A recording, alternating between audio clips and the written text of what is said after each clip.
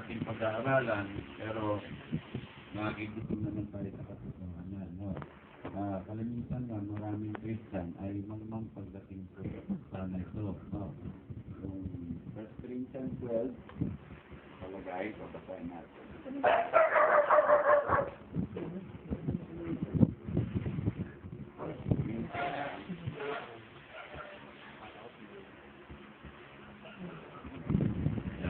Corinthians 12, ang nakalagay ganito, no?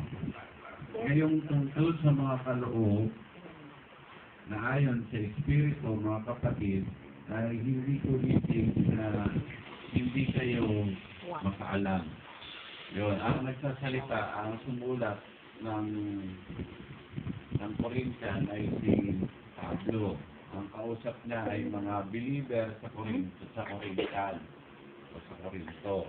Corinthian po ito. Sa Corinto, sa Corinthian yung kausap. Mga mananampalataya na ito pong sulat ni Pablo na to ay para din sa mga believer ngayon. Tayo yun. Hindi lang ito para sa mga believer noon. Para din ito sa atin. Ang kausap dito ay mga believer din ngayon. Ni Cristo. Ngayon sabi ni Pablo, sa English ito spiritual gift. Sa Tagalog, mga kaloob na ayon sa Espiritu. Pag binasa niyo itong paksa na to, pababa, wala kayong mababasa ditong third eye. So, hindi third eye ang biblikang gagamitin. Sa hindi nakakaalam ng Biblia, third eye. Pero walang salitang third eye sa Biblia. Kaya magiging batayan nga natin, Biblia, kaya know the truth and the truth is truth talaga pagdating sa mga ganyang mga tinuturo ng media. Kasi nasa media, kakaalam niya. Kasi hindi naman nila alam itong paksa na ito. Ang nakakaalam lang, kasi yung pastor ng makapagtuturo tungkol sa paksa ito. Kagaya nga si Pablo sabi niya, mga kapatid, hindi ko ibig na hindi kayo makaalam pagdating sa spiritual na kaloob. Ang subject ni Paul dito, spiritual gifts. Ngayon, sabi niya, ayaw niyang maging mangmang yung mga believer sa Cristo. Sabi niya, hindi ko ibig na kayo hindi makaalam. Kaya pagdating sa paksa ng spiritual gifts, yung pinatawag ng Bible na spiritual gifts, may mga believers sa panahon natin ngayon na kung paano yung mga mananampalataya noon, mga mangmang sila sa paksang ito, marami din ngayong believers na mangmang. O yung iba naman, hindi talaga alam yung paksang ito. Kaya pagka-alam natin, o alam lang natin, wala kayong makikitang third eye. Ano ba yung mga spiritual gifts? Para makita natin yung kasupanan. Ang spiritual gifts na tinatawag ay merong siyang siyam. Ang siyam yun. Siyam yung spiritual gifts ay sa Bible. Makikita niyo yun sa verse 8 ng 1 Corinthians 12 hanggang 10. Ano-ano yun? No? Tignan natin kung may third eye doon sa spiritual gifts. No? May third eye ba doon sa spiritual gifts? Sabi niya, sabi niya, sa iba ay, ato 8, sapagkat sa isa, sa pamagitan ng Espiritu, ay ibinibigay ang salita ng karunungan. Isa yun. Spiritual gift yun. Ang sinignan, no? Salita ng karunungan. Sa English, word of knowledge.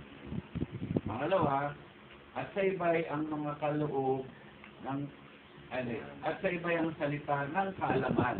So, yun. Dalawa na yun. Word of wisdom. So, word of knowledge, word of wisdom.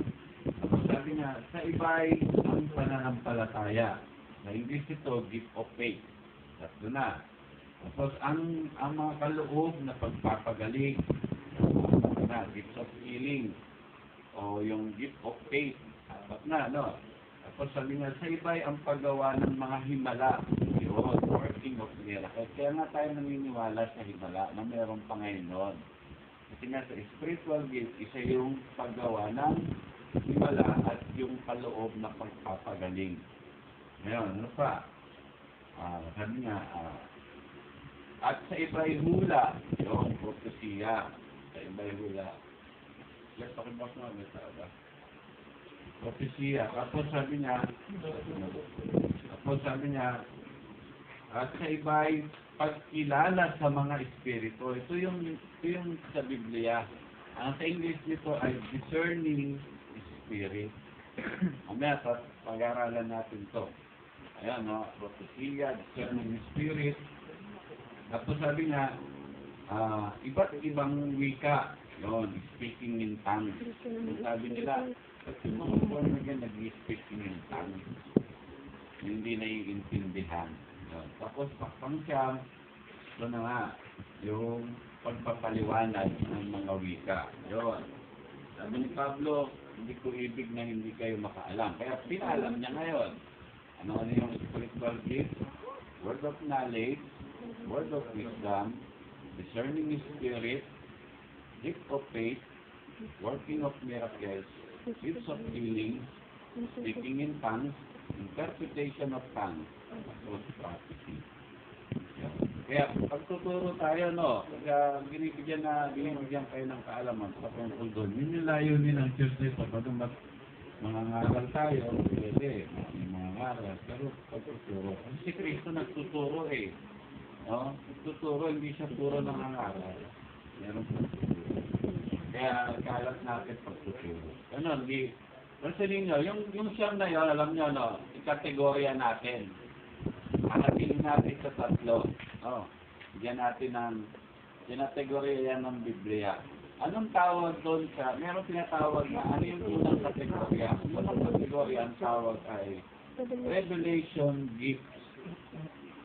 Yun yung unang kategorya. No? Sinulat niya. Revelation Gifts. Ano yun? Unang kategorya. Revelation Gifts. Ano yun? Word of knowledge. Word of wisdom. Discerning spirit. Ang sinin nyo?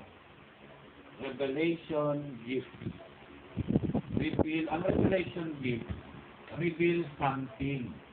Meron siyang ipinahayag na mga bagay. Pinadadaan dun sa word of knowledge, word of wisdom, at discerning spirit. Meron siyang bagay na re-reveal. Yun, pwedeng tao, pwedeng lugar, pwedeng bagay o pangyayari. Yun. Kasi nga, yun yung unang kategorya. Pangalawang kategorya ay yung gifts of healing, working of miracles, tapos gift of faith. Ang tawag naman dito ay wala sa isip.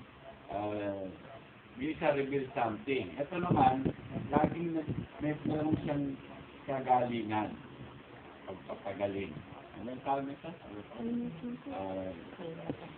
Yung pangatlo, paso na tayo. Okay. Yung pangatlo, utterance gift.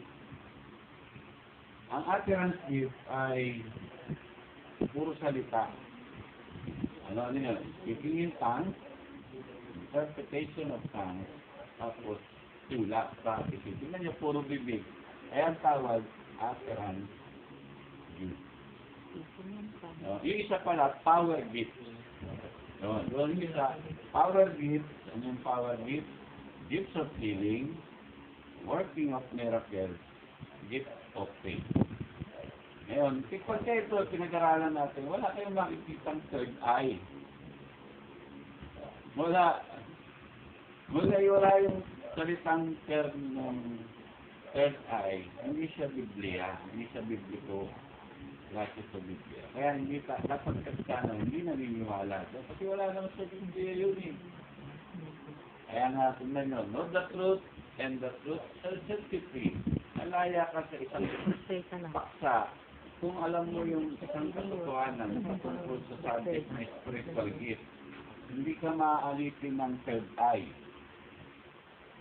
Yun. Kasi wala yung third eye. Third eye may mata dito daw, diba?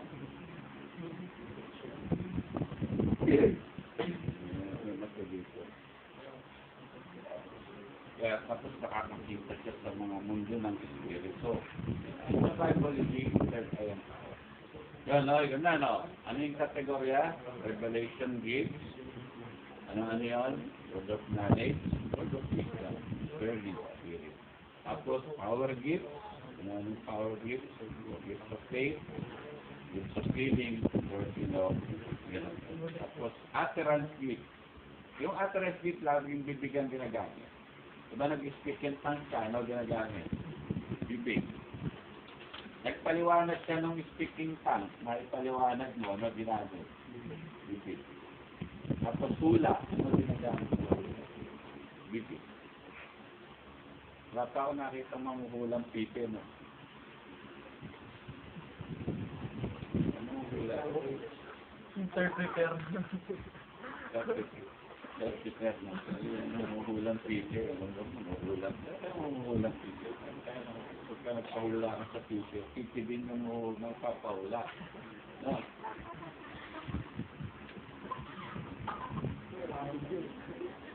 Ganun. Pero, wala talaga. Ito sabihin, utterance gift, bibigyan ginagamit. Kadutaan. Ngayon, ganito, no? Ito yun. Yung word of knowledge, explain natin. Hindi natin matatapos to. Kaya ko lang ito, pag-aaral, mabuo natin yung istorya para hindi kalakalahati yung makuha nating katotohanan, hindi half-truth lang. Yung word of knowledge, tignan nyo, pansinin nyo sa Tagalog, salita ng karunungan. Word of knowledge. Tinawag siya ni Pablo ayon sa gusto niyang itawag. Hindi niya sinabing knowledge. Hindi. Kasi ang Biblia, alam niyo, very specific siya pagdating sa pagtuturo. Hindi ka pwedeng mamamali. Kasi, hindi niya sinabi, sabi ni Pablo, ang sa iba'y binigay ang karunungan. Hindi ganun eh. Ang sabi, salita ng karunungan. Yun yung tawag. Kasi bakit ganun yung tawag? No?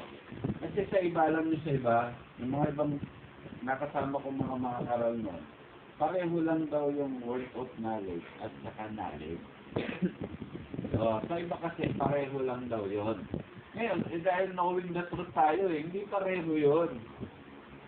Kaya nga nung kagabi, di ba, nag-usap-usap tayo.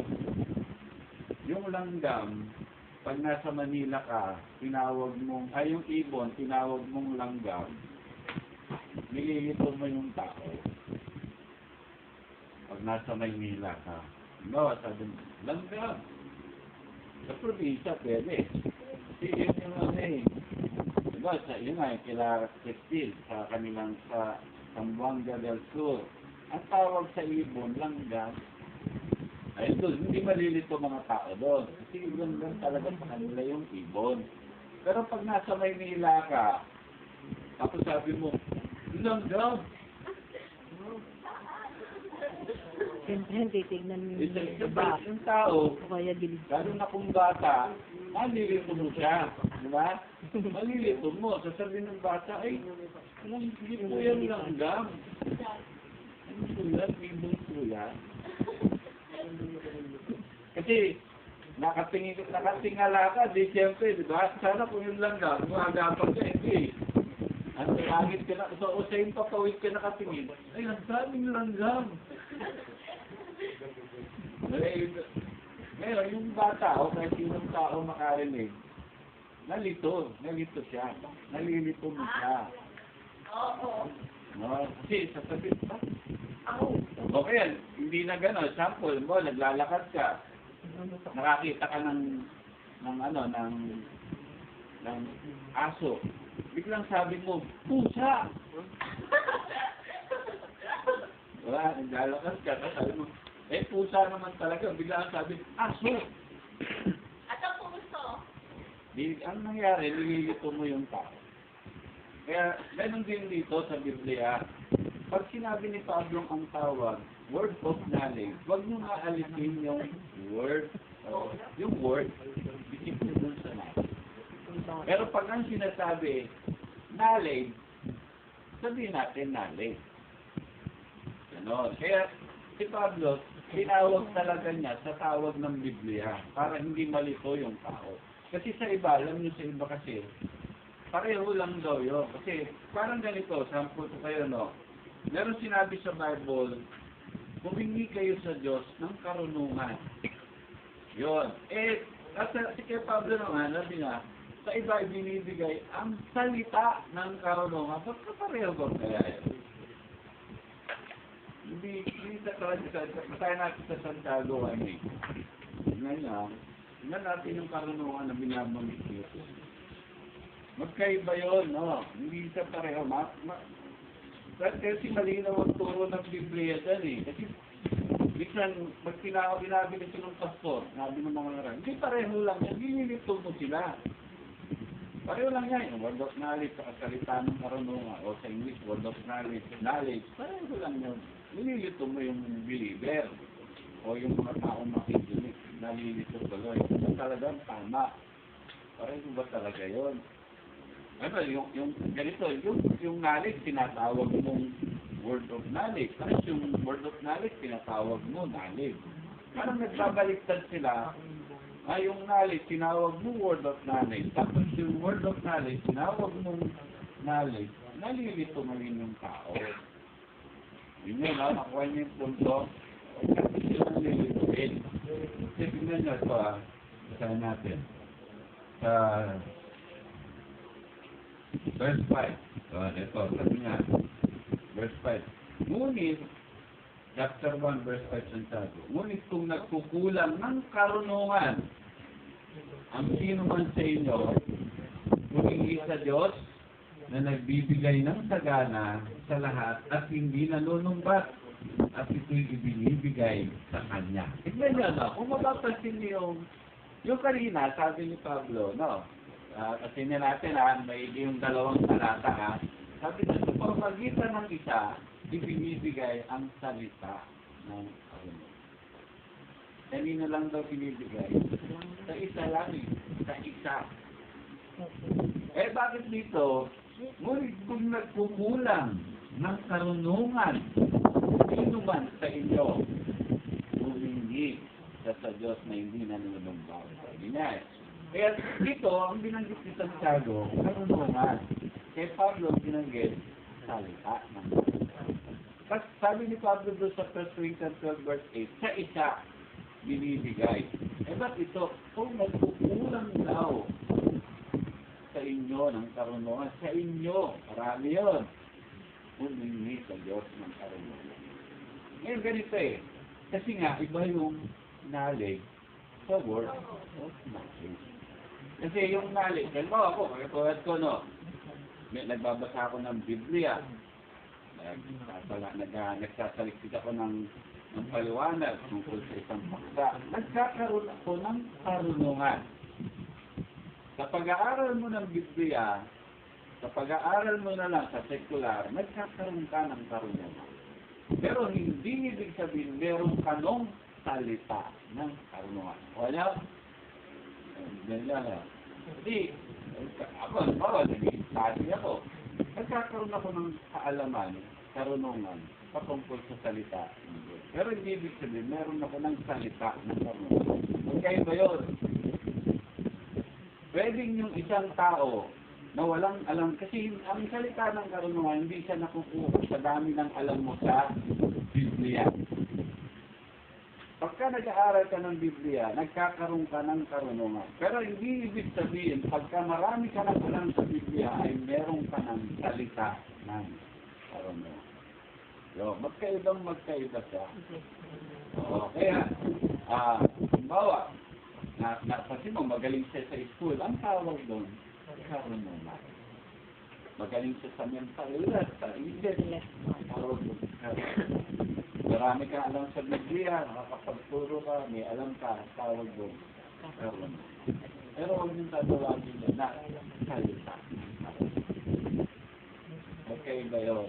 Kaya ito, yung, halimbawa, kay Solomon, diba, anong karunungan, diba, si Solomon ang biningi ay karunungan.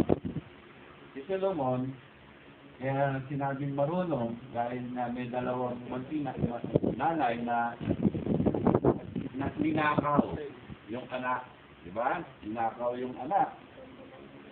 Nung ninakaw yung anak, pinalit doon sa buhay, patay, pinalitan ng, yung buhay, pinalitan ng patay, kinuha ng Pinay yung isang anak na buhay.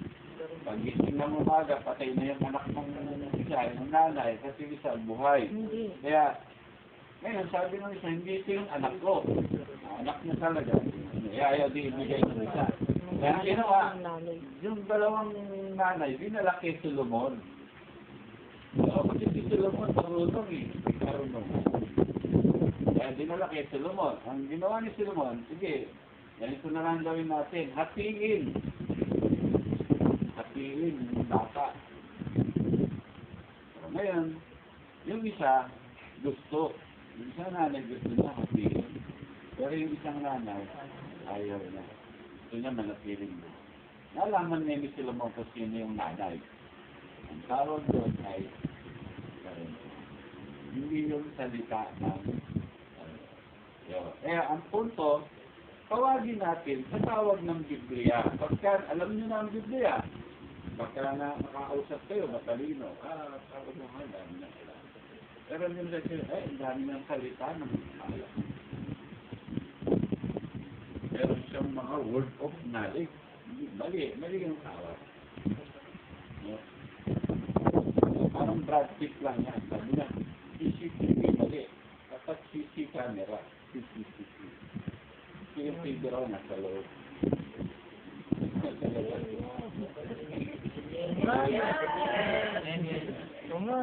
Sabi niya yan, di ba? Tapos natin tatawagin sa linya tapos. Ayun na, CCTV. Ano bang meaning ng CCTV? Post caption sir. Balitan mo yung TV. Check kayo mo si Kami Caption. mali. C3 na po yung tawag. Kaya gano'n, huwag natin tatawagin ng mali. Okay? May kausap kang tao, marunong. Sabi mo, dami naman ng word of knowledge. Iba yung, parang sa Bulaga. Iba sa Bulaga, sabi niya, magbigay ka nga ng word of wisdom. Kasi nga, kaya tawag nila word of wisdom, pero hindi yun yung word of wisdom na sinasabi. Yung nakapagbigay ka ng parang encouragement na magandang sabihin. Parang sa kanila, tawag natin, word of wisdom. Pero hindi yun katulad ng binabanggit sa Biblia. So, kaya tignan nyo, diba sabi ni Pablo, kung kayo maging mangmang, yung ibang mangmang dyan eh. Wala silang alam. Yung iba, alam lang nila yung ibang spiritual gift. Kaya yung iba, hindi nila. Kaya hanggang ngayon, naniniwala pa rin sila sa third eye, naniniwala pa rin sila sa mga hula-hula, hulang peke, talagang mali. Sa Biblia may hula, tunay. Oo, yun yung gusto ni Pablo matutunan natin. Bawa, word of knowledge. Word of knowledge. Ang word of knowledge ay reveal something.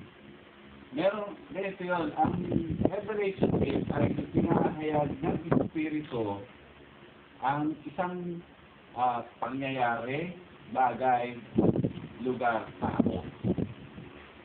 Sabihin, pinaalam sa iyo ng Diyos, yung kapirasong alam ng Diyos, pinaalam na sa iyo.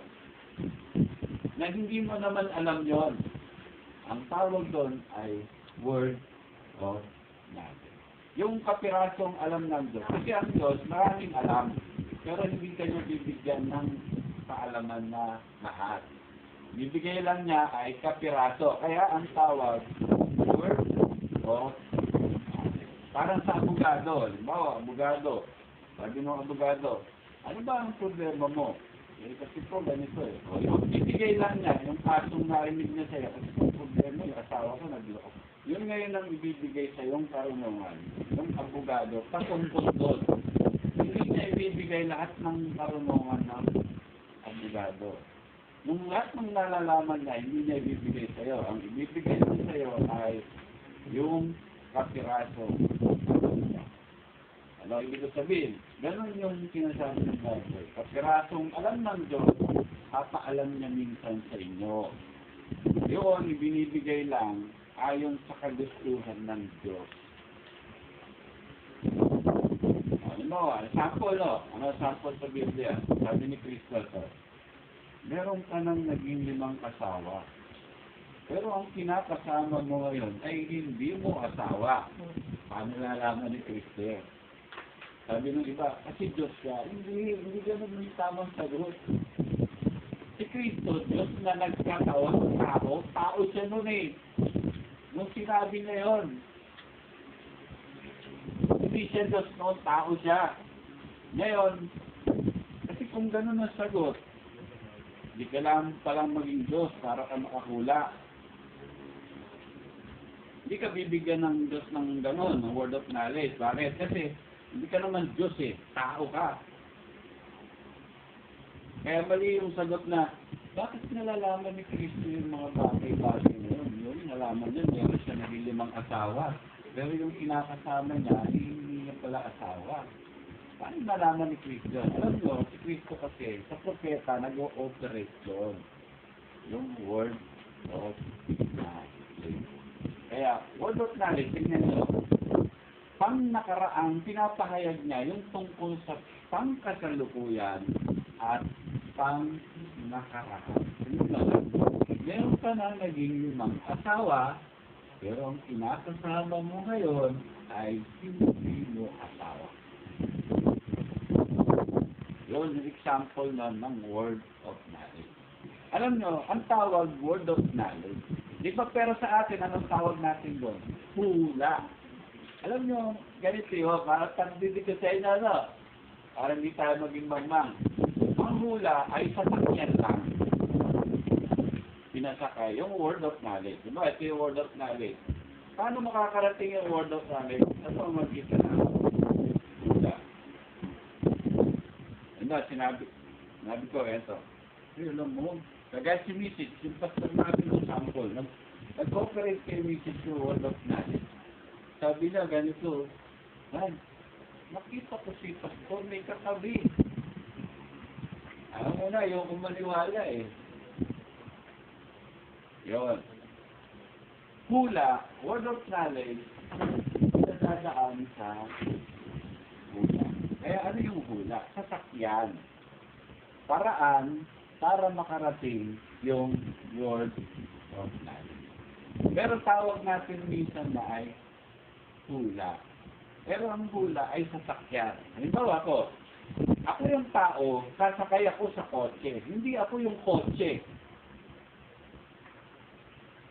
Ha? Pag sumakay pa ako sa kotse, si pastor kotse yan. Para makarating ako doon, papupuntahan ko, sasakay ako sa kotse. Pero hindi ako kotse. O ano? Sir, tanong, paano dumadating ang word of knowledge?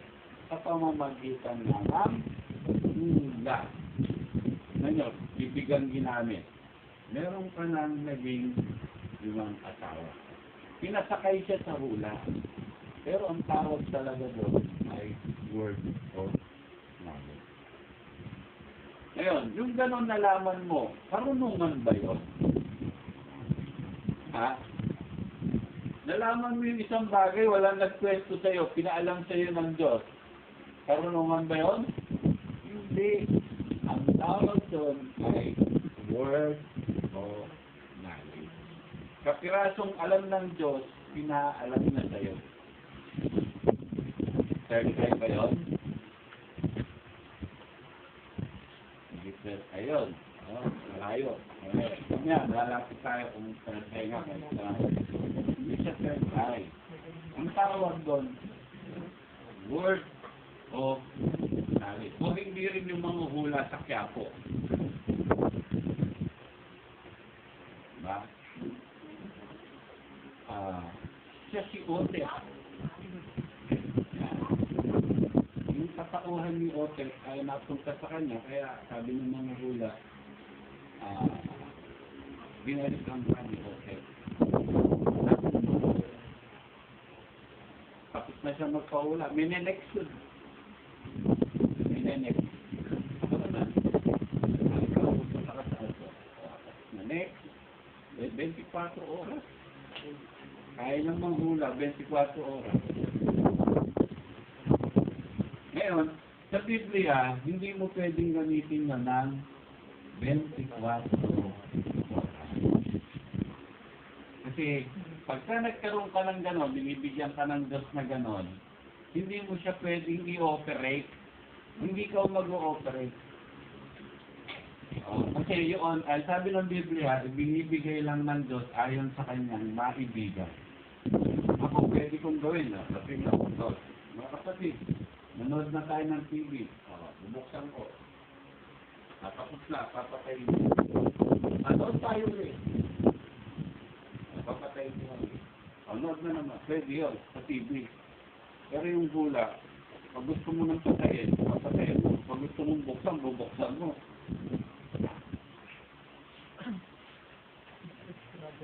Diba?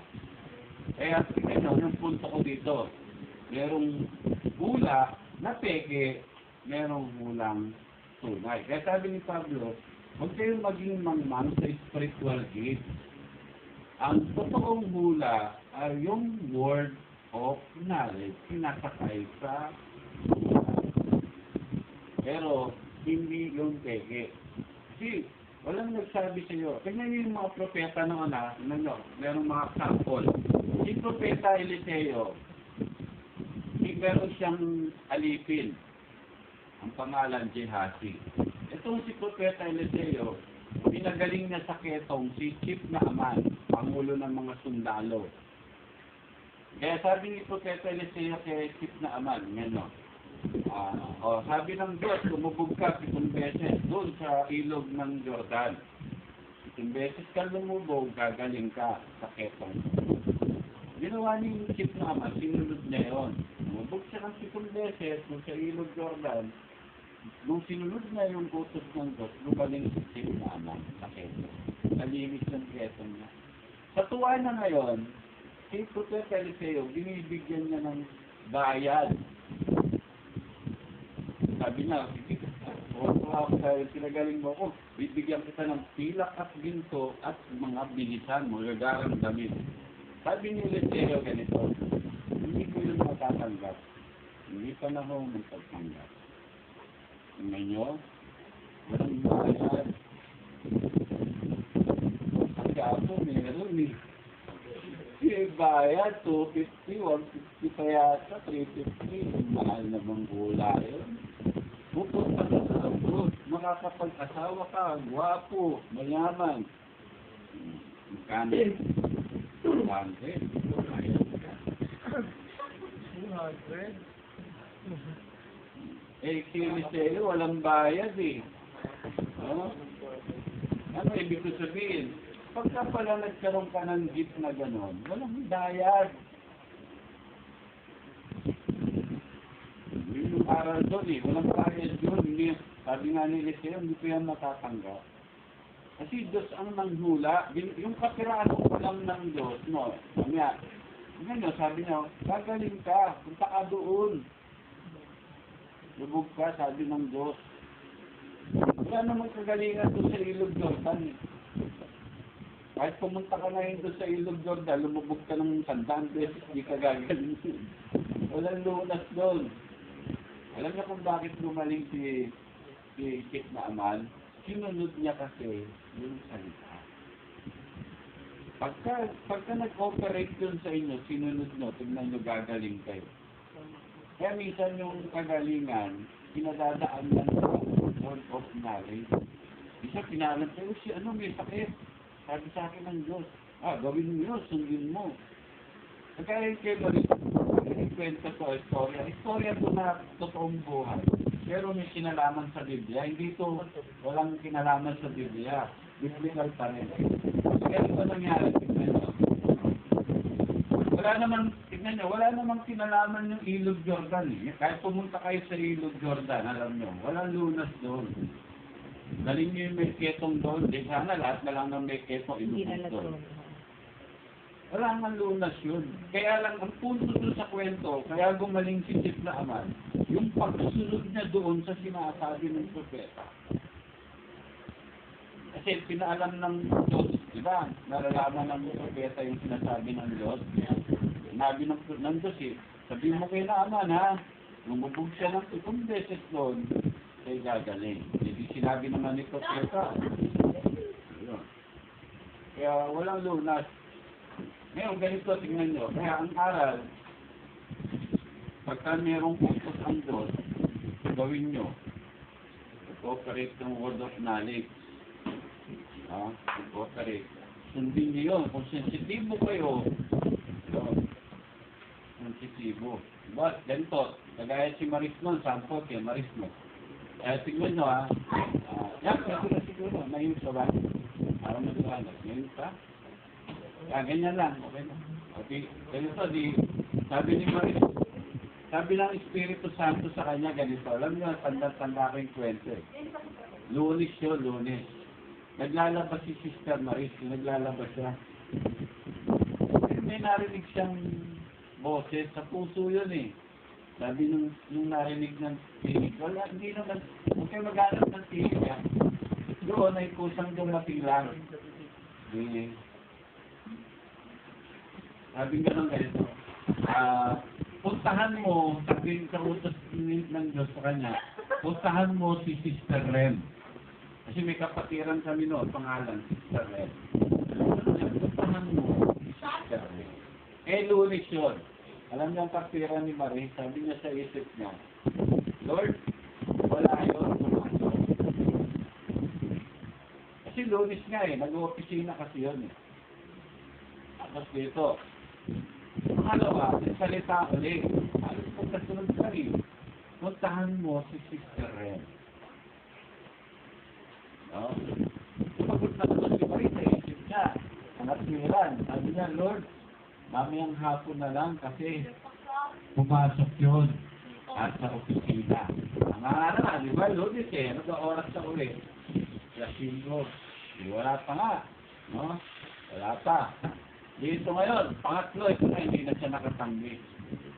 Talaga authoritative na yung utos. Puntahan mo si Sister Ren. Pangatlo, hindi na siya nakatanggi. Tumayo ngayon siya. Tumunta siya doon sa bahay ng Sister Ren. Pumunta siya. Pagpunta niya, nakita niya yung nanay. Sabi niya, Sister, sasanong si Sister Ren. Ay, hindi nakapasok. Lugong-lugo, suka ng suka. Kaya lang, di alam ni Marisol, lugong-lugo, suka ng suka. Isa, papapupunta na sana ni Marisol sa bahay. Sabi ng nanay, wala siya dyan, nandun sa ating sa kabila. Di pinuntahan niya ni Maris. Nagpapunta niya doon sa kabilang bahay, nandun sa may pinto, lugong-lugo, suka ng suka. Tinawag ko yun ni Maris. Sabi niya, Sister Ren. Nung tinawag niya ito, lumapit si Maris. Alam mo, inakap siya. Alam niya, sabi na, nung makita kita, gumaling ako. Yun. Kaya, yung word of knowledge, hindi alam ni Maris na may sakit si Sister Ren. Hindi niya alam. Pinaalam lang sa kanya ng Diyos. Sabi na, puntahan mo si Sister Ren. No? Hindi siya nag-operate noon, no? Lilinawin ko sa inyo, hindi siya nag-operate noon, ayon lang yun sa kagustuhan. Kasi pagdating sa paksang spiritual gifts, hindi niyo siya ma-ooperate. Kapag binuksan nyo, gugustuhin yung buksan, kaya nga bawal ng mga mananawas o binuksan. Kasi yung mananawas, ang ginagawa nila, kuha ng itlog, kuha ng kandila, papatak doon sa tubig. Hindi na. Ang ginagamit na ay ng Diyos ay word of knowledge. Ang word of knowledge yun, tapos tingnan nyo, gumaling yung kapatiran. Hindi alam ni Sister yun. Ano yung tingnan nyo? Word of knowledge, hindi alam ni Marisol. Word of knowledge na meron siyang patungkol sa bagay, tao, lugar. Diba? Tao, Sister Ren. Pumunta siya doon sa isang lugar. Sabi niya, punta ko kay Sister Ren. Hindi naman sinabi ng Diyos agad buong-buo, no? Punta ka Sister Ren. Kasi may sakit siya. Basta ang sabi lang ng Diyos sa kanya, punta ka kay Sister Ren. Hindi naman niya alam kung ba't siya pinapupunta. Noong una nga, ayaw niya eh. Dahil sa kanya, Pero pangatlo, hindi na siya nakatanggi. Ganun yung salita ng karunong. Ngayon, karunong ka ba yun? Yung sample na yun, ganun din kay Chief Naaman. Tingnan nyo kay Teresa. Si Chief Naaman, sa tuwa na, nabigyan siya siya ng magagarang damit, ayaw tanggapin. Alam nyo kung sino kumuha nun? Yung alipin, yung katulong. Yung katulong, narinig niya, binibigay yung pangulong yung commander ng mga sundalo, ng mga pilak dito. Ang ginawa nitong Gihati, umalis yung amo niya, si Propeta Eliseo. Siya na yung hinabol na yun. Nagsinungaling siya, sabi na, sige naman, total hindi naman tinanggap ni Propeta Eliseo. May mga propeta doon, hinihintay sila na lang ng bigyan mo. Ngayon, sa tuwa ni Chief Naaman, dahil bumalik ang Panginoon, binoble na yun, binigyan mo siya. Ninakaw ni Gihati yun. Ngayon, eto na nangyari, no? Sa kwento.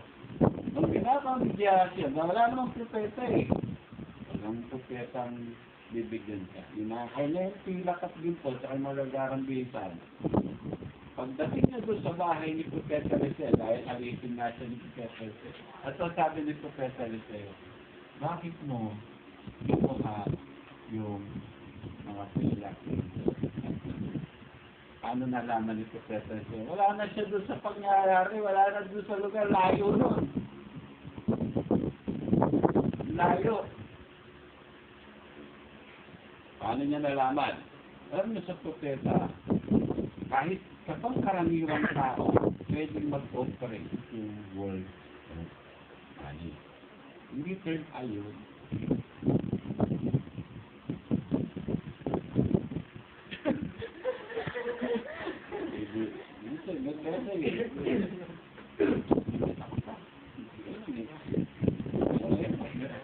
Pumasok mo sa loob.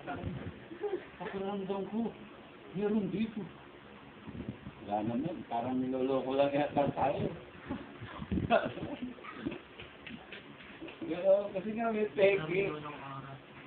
Pero ang Diyos, marunong, ang Diyos, binibigyan mo tayo ng tamang kaalaman kung ano yung ipapamuhay mo, kung paano mo gagawin. Minsan, kaya minsan yung mga Kristiyano, walang alam sa Biblia, kaya pumasok na sa loob ng isang ba? Kahit di nag-ooperate yung spiritual niya,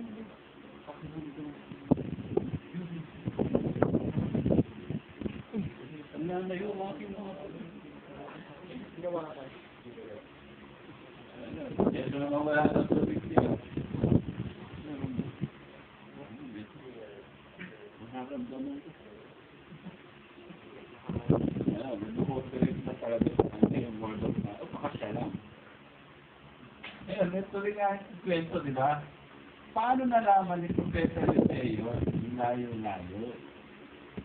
Nung pinangyarihan, nung kunin ni Gihati. Kaya nga, ito sabi ni Propeta Eliseo kay Gihati, dahil nagnakaw ka, nagsinungaling ka, yung keto ni Chief Naaman malipat sa'yo. Yun, nangyari yun. Ngayon, sigat ng parus eh. Kaya yung keto ni Naaman, nalipat kay Gihati. Pero anong punto? Kahit na kukuha nating aral doon. Hindi si Propeta Eliseo ang nag-operate. Tapos, hindi pwedeng i-operate si Propeta Eliseo ng 24 oras ng hula. Bakit? Tingnan nyo. Ako yung katulong, si Gihati. Kaya alam kong propeta to, kung 24 oras nakakapahula, hindi na ako magnanakaw. Di ba? Kasama mo sa loob ng bahay, 24 oras nakakapanghula. Tapos pag nanakaw ka, di pag nagnakaw ka, hoy, kung nagnakaw, nakakaligtas. Dahil, ang galing eh. Pero mo, 24 oras nakakapanghula. Kasi nga, ganun eh. Dahil pag kami nawala, di ba? Pupusak sa mga hula. Tanong ko sa mga hula, sino kumuha? O, bakit hindi mo kaya gawin? Kasi kung talagang nakakapanghula yan ng 24 oras, tapos pupunta ka, hindi na po umuwing kapatid ko, wilaan niyo po kung saan, naku, yung kapatid mo, edo na. Pinakula mo. Peki nga, yun din na pwedeng i-operate yun. Kasi kung ikaw ang mag-operate, talagang 24 oras. Kaya lang, ang delikado, pag in-operate mo yan, kasi minsan nag-operate sa'yo. Nakala mo, legit ka, galing sa Diyos, na ikaw na mag-ooperate, in-operate mo ngayon, lagi. Kung may lalapit sa'yo, hulaan mo. Pag wala na, papatayin mo. Pag may lalapit naman, kaya may mga Kristiyano, mangbang. Kala nila, pagka may born again na propeta, uy, propeta siya. Lapit ako. Lapit. Hulaan mo yung ako. Diba? Pagka mangbang yung born again, kala niya, narinig niya, ay, alam mo, yung propeta doon, ang galing, nakakapangula. Ikaw naman, kala mo, pwede buksan ng propeta, pupunta ka sa kanya. Bakit pwede nito ba? Wala. Ito naman propeta, wala ding alam, propetahan. Sige, tumulaan kita. Gano'n ang mangyayari. Sila yung nag-ooperate, sila yung nagbubukas. Sila yung nagpapatay, sila yung nagbubukas. Ang 24 oras, yung balita. Yan. Balita, 24 oras, tama yung titulo eh. Dahil kada 24 oras, may nangyayari. Yung maganda o masamang balita. Aksidente. Pero kung, halimbawa, manguhula ka pa, wala nang balita, ikaw na lang. Mga kapatid, 24 oras na panguhula. Ito, launa, doon, may na-aksidente. Hindi pa nga nangyayari. Hindi mo siya pwedeng i-operate. Pero yung 24 oras na balita, i-operate mo, pwede. Di ba? Mga kapatid, traffic na po dyan sa 24 oras nga. May dalawang, may mga ninakawan, may cellphone, umagaw, anden, motorsiklo, 24 oras. Pero yung hati, ang aral kasi, tingnan nyo ang aral. Ang aral, hindi siya 24 oras na kapang hula. No? Kasi tingnan nyo, yung kung 24 oras, ako man, si hati, matatakot ako. Ay, minatulog na ako. Sabi sa nakapanghula. Ang aral doon sa kwento, kasi propeta yun eh. Propeta Eliseo. Ang subject, propeta. Talagang pagka ang propeta, hindi, alam din nila na hindi nila pwedeng i-operate yun. Dumadating lang yun, ayon sa kagustuhan namin. Kaya may mga kwento sa Bible ng halimbawa ng word of knowledge. Sa New Testament, saka sa Old Testament, meron yan. Halimbawa, yan, walang nagtuturo, bibihira nagtuturo. Kasi word of knowledge, may word of knowledge. Sa iba kasi sa niya, karunungan yan. Mali. Nilito mo yung tao, eh, siyempre wala siyang alam sa Bible. Karunungan tayo.